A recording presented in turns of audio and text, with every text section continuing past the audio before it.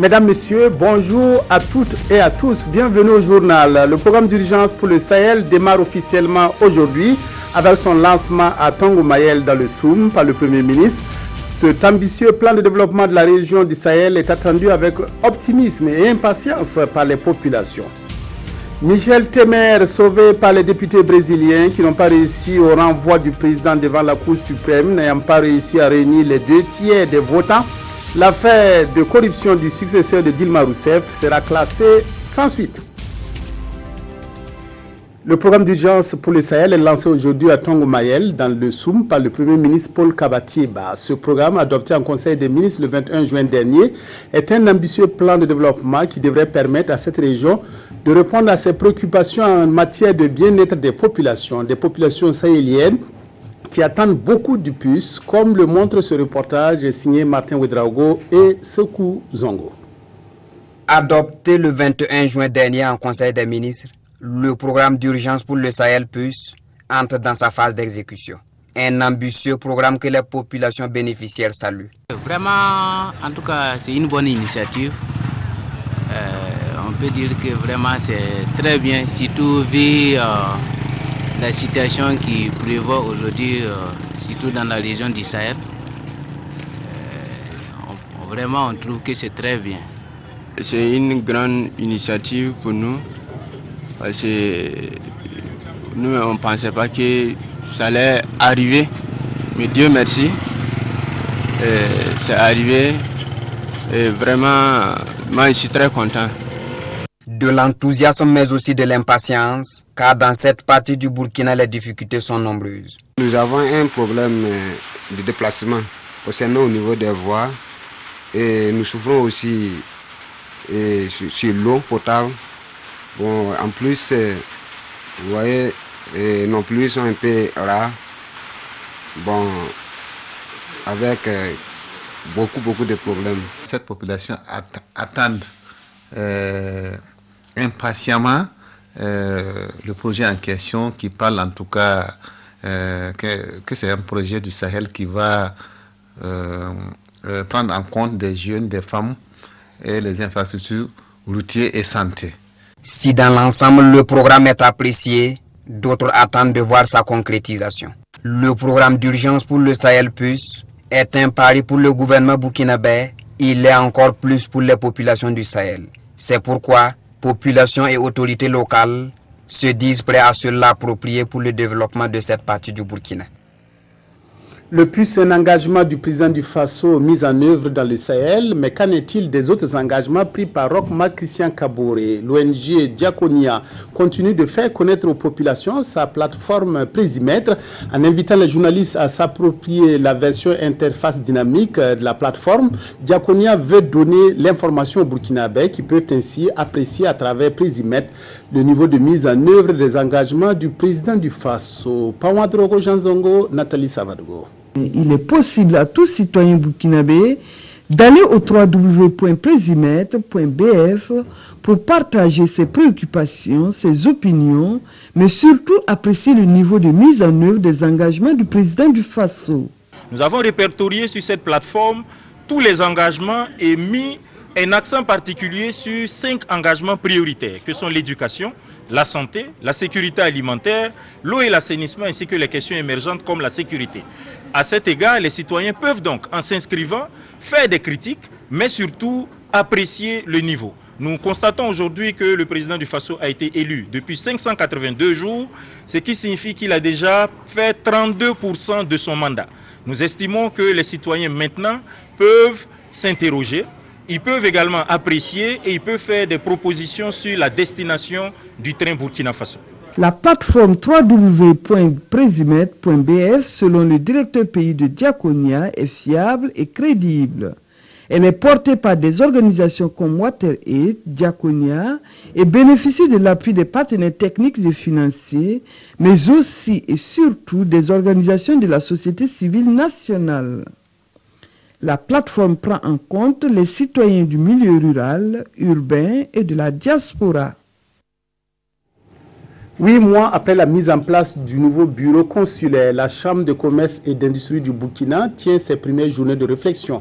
La rencontre vise à former les élus consulaires sur leur rôle et surtout à mener la réflexion en vue d'accroître la contribution de la Chambre à la mise en œuvre du PNDS. À Ouagadougou sont également présentes des délégations venues du Ghana, du Sénégal et de la France. Paul David Bambara, Paul Zoubaviel David Dabiri.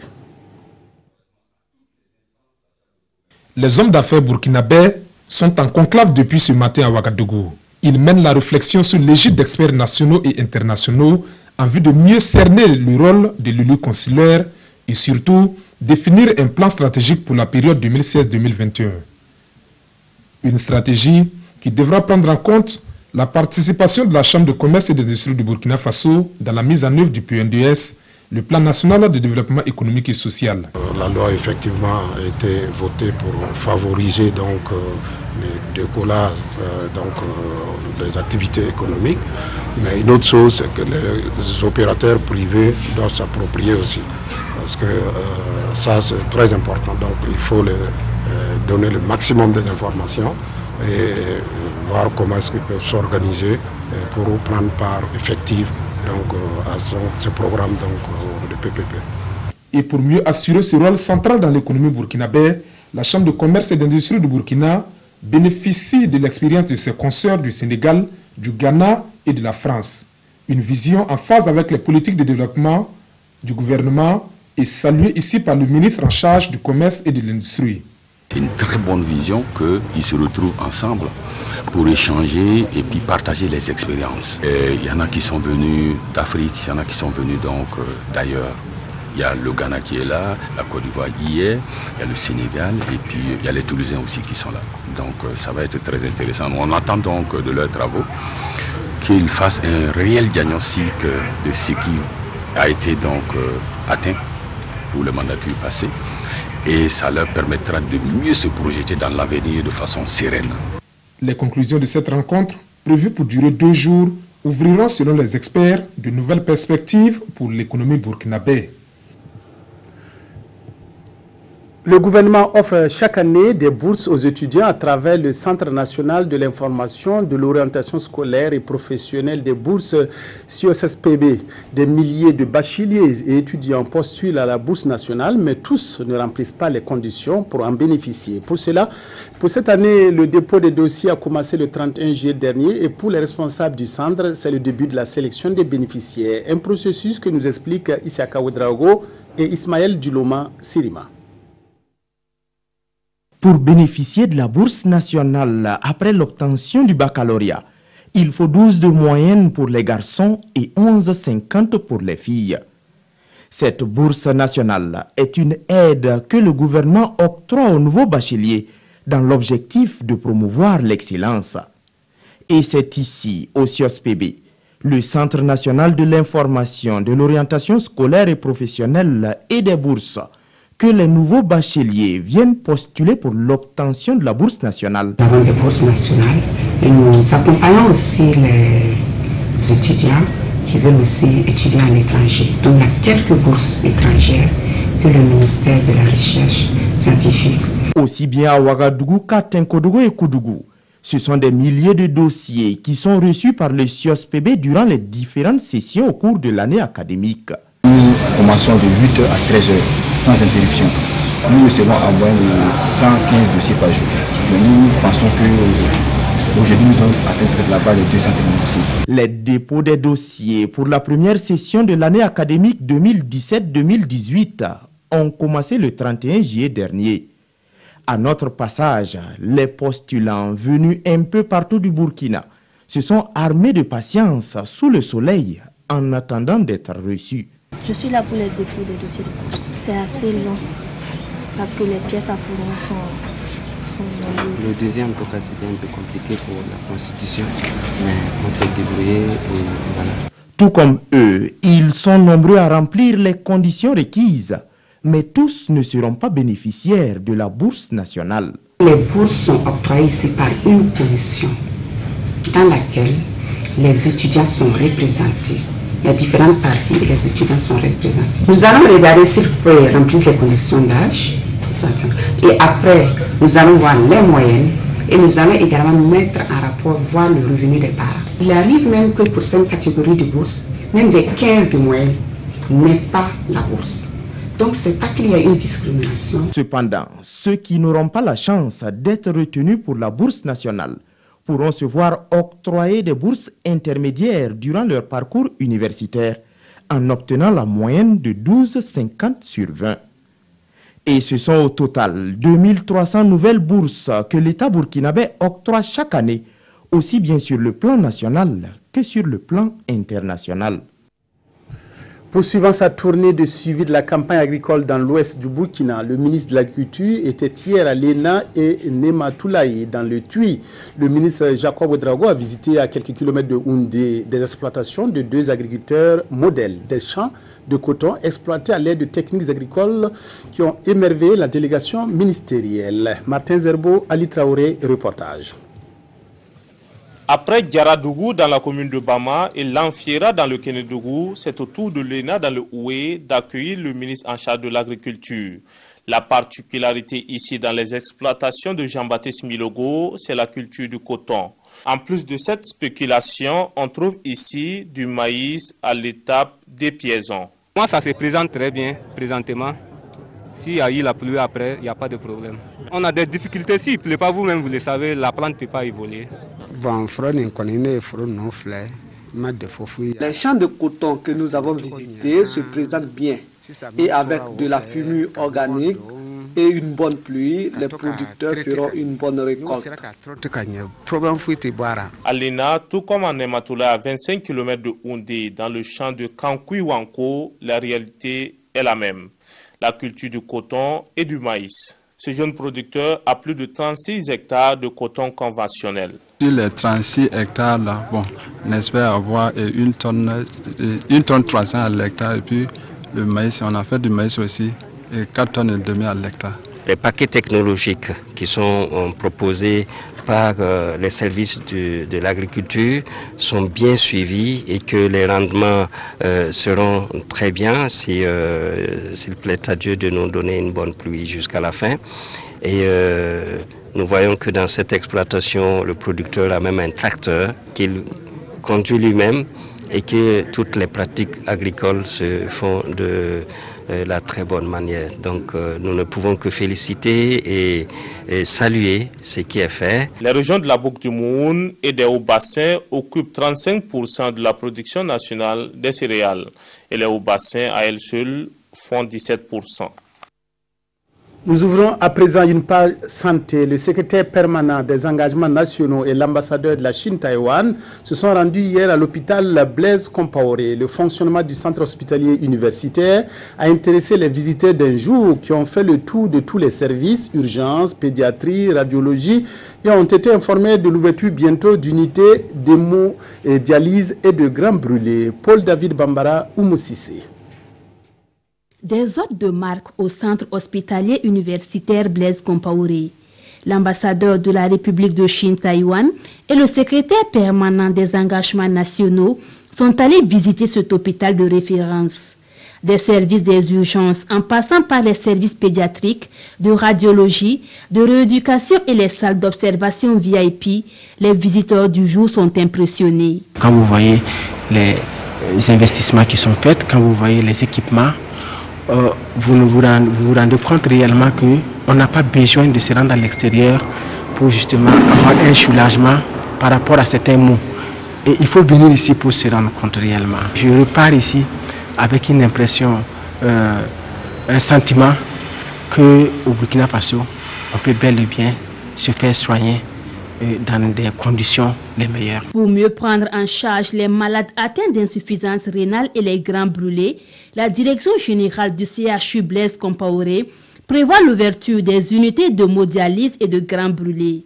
Et pour cela, elle peut compter sur le soutien de la République de Chine-Taïwan. On a toujours resté à côté de l'hôpital concernant des questions que le directeur général a évoquées tout à l'heure, les grands brûlés, la filière de l'hémodialyse, tout ça c'était sur la table de négociation. Et surtout pour la hémodialyse, ça sera très bientôt mis à la disposition de la population burkinabé. Le CHU Blaise Compaoré a une capacité d'accueil de 600 lits et 11 salles d'opération. Il a débuté ses activités le 1er septembre 2011 et veut se positionner comme un centre de référence dans la sous-région. L'ambiance de travail est visiblement sereine à l'hôpital Blaise Compaoré. Tel n'est pas le cas au CHU de Dédougou dans le Moun, où un mot d'ordre de grève a été observé à l'appel du SINCHA qui dénonce les conditions de travail déplorables des agents. La grève a été lancée pour 48 heures et a pris fin hier soir. Le SINCHA, Boucle du Moun, exigeait la satisfaction d'une plateforme en 13 points, avec notamment la résolution du problème de radiologie, la dotation du bloc opératoire en produits anesthésiques et la question de la restauration. Yves Rwamba Yakuba Goro à Dédougou. Les services de la radiologie et de l'échographie sont restés fermés toute la journée du 1er août 2017 au centre hospitalier régional de Dédougou. La raison principale, c'est la grève entamée sous la houlette du syndicat des travailleurs de la santé humaine et animale du Moun, le SINCHA. Un débrayage de 48 heures qui s'articule autour de 13 points de revendication énumérés par le SINCHA. Le syndicat demande, entre autres, la reprise des activités de la radiologie, la dotation du bloc opératoire en produits anesthésiques et des autres services en matelas. C'est vraiment suite à la dégradation de nos conditions de travail. Il y a le problème de climatisation, le problème d'essentialité, le problème même de matériel de désinfection, le problème de matériel de bureau. Voilà pas mal de problèmes comme ça, en tout cas, qui nous ont amenés, en tout cas, à rentrer dans ce mouvement. De ces 13 points de revendication, l'administration pense avoir entamé des actions à 95%. Pour le directeur général, la question des ordures entassées devant la morgue est une préoccupation pour le centre hospitalier régional, mais la résolution ne relève pas de l'hôpital. C'est pourquoi cette préoccupation a été signifiée à la mairie de Dédougou. Ensuite, il y avait le problème de la restauration. Il y avait le problème de la qualité qui se posait et le problème de la quantité qui se posait. Et je pense que l'engagement a été pris par la restauratrice pour vraiment donc veiller à ce que donc, le cahier des charges puisse être respecté. Sur le terrain, certains travaux augurent déjà de l'espoir pour une issue heureuse et au bonheur des usagers du centre hospitalier régional de Dédougou. Il s'agit notamment des travaux de connexion du château au forage pour éviter les coupures d'eau. La 8e édition de Fitness Show, une manifestation culturelle qui tient en haleine les enfants pendant les vacances, a débuté dimanche dernier au Théâtre de l'Amitié à Bobo-Dioulasso. Le parrain de cette édition 2017 était le président de la Chambre régionale de commerce des Hauts-Bassins, Lassine Diawara. Cette année, de nombreuses innovations vont donner un second souffle à une manifestation qui dure depuis 1999. Reportage Bilidou Bazongo, Idrissa Karambiri et avec la voix de Karim Sissé. Même la pluie n'a pas pu faiblir l'ardeur de ces tout petits à prendre d'assaut le théâtre de l'amitié de Bobo-Dioulasso.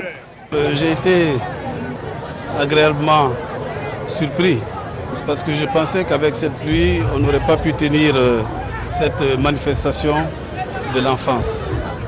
Et j'ai vu leur détermination et leur motivation tout simplement parce que c'est leur fête. C'est la fête des enfants. Aujourd'hui, les gens sont restés parce qu'ils aiment Fitness Show. Et aujourd'hui, je peux dire que vous pouvez me donner tout l'or du monde, vous pouvez me donner tout l'argent du monde. Je n'aurai pas autant de satisfaction que de voir ces enfants faire plaisir à ces milliers d'enfants, à des milliers de jeunes pendant les vacances scolaires. Le vivre ensemble, facteur de cohésion sociale pour un meilleur devenir des enfants. C'est le thème de Fitness Show 2017 qui se veut une tribune d'émulation pour les enfants pendant les vacances scolaires.